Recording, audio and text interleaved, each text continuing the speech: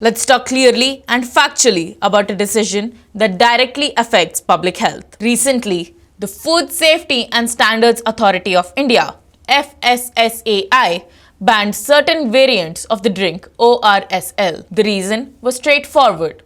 The product had high sugar content and did not meet World Health Organization's formula for oral rehydration solutions. In simpler terms, the regulators said these variants should not be sold as ORS because they could mislead consumers and pose health risks. That should have been the end of the story, but it wasn't. After the ban, the manufacturer approached the court. Importantly, the company did not claim the product was safe. It did not challenge the medical standards. Instead, the argument was purely financial. The company said it already had 180 crore rupee worth of stock manufactured and requested permission to sell to avoid losses. The court allowed the sale. This is where the legal issue begins. Under Indian law, courts often apply a principle called balance of convenience.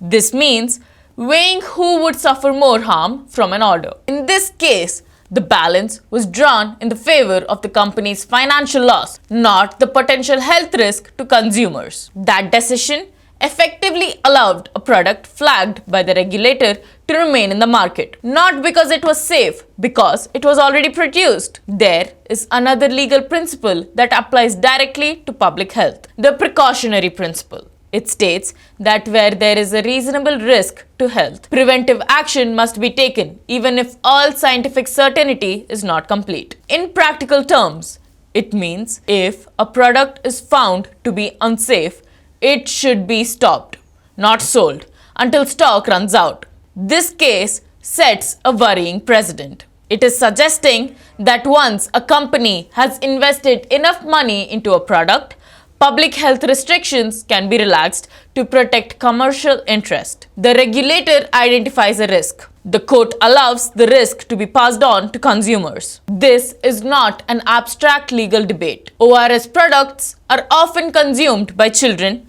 the elderly, and people recovering from illness.